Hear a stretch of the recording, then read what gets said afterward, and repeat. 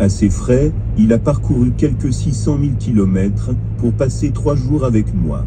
Nous sommes allés ensemble de Litchfield à La Salle, Illinois.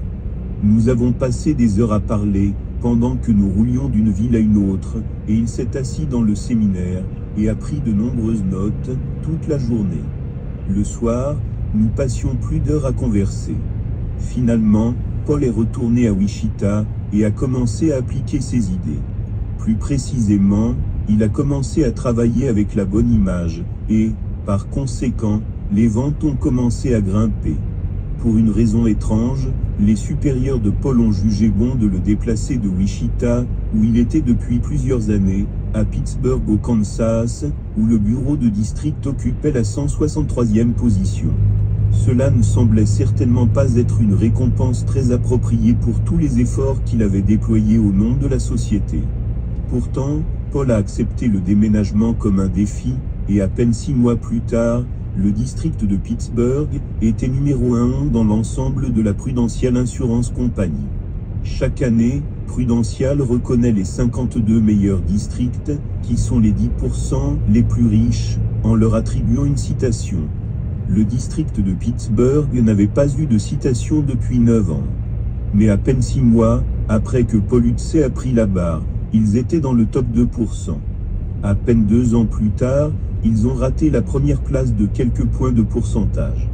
Aujourd'hui, Paul Utz est vice-président des ventes à Houston, au Texas, pour le territoire du Sud-Ouest.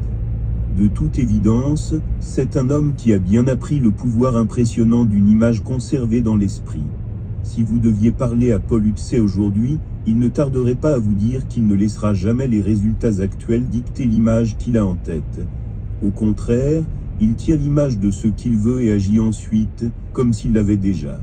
Paul Utz est, sans aucun doute, l'un des meilleurs exemples que vous trouverez jamais en ce qui concerne le thème de construire une image dans l'esprit, puis de l'exécuter. Il est devenu un étudiant sérieux de l'esprit, et je suis heureux de le compter parmi mes bons amis. Comprenez cela, vous pourriez faire exactement ce que Paul Utz avait fait toutes ces années.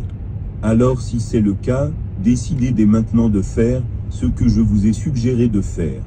Commencez là où vous êtes, construisez l'image de ce que vous voulez et agissez comme si vous l'aviez déjà reçu. Exprimez un peu différemment, agissez comme la personne que vous voulez devenir. Car comme Goethe, le philosophe allemand, a écrit un jour, avant de pouvoir faire quelque chose, il faut d'abord être quelque chose. À la fin de ce chapitre, posez le livre et devenez très détendu. Laissez Créatif Énergie remplir votre conscience et ensuite la modeler en une image de vous-même, dans un état de vie beaucoup plus abondant. Voyez-vous déjà en possession de ce dont vous rêviez auparavant.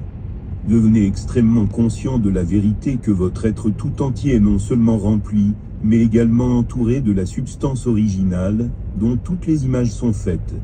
Alors ne continue pas à lire page après page du livre sans agir sur les suggestions que je vous ai faites. Dans l'introduction de ce livre, puis à nouveau dans le premier chapitre, nous avons souligné le fait qu'aucune quantité de lecture ou de mémorisation ne vous fera réussir dans la vie. C'est la compréhension et l'application de la pensée sage qui comptent. La compréhension et l'application sont les clés qui ouvriront la porte à une vie vraiment abondante. Il serait très tentant pour vous de passer d'une page ou d'une idée à l'autre en pensant « je sais ceci, je sais cela ». Cependant, permettez-moi de vous rappeler que la précision avec laquelle vous pouvez reprendre ces concepts ne fait aucune différence. En fait, vous pourriez même être en mesure de les réciter mot pour mot. Néanmoins, si vous n'êtes pas témoin des résultats dans votre propre vie du bien que vous désirez, vous ne comprenez tout simplement pas le pouvoir, et en fait la nécessité, d'agir sur ces idées. Par conséquent, prenez le temps maintenant, à cette minute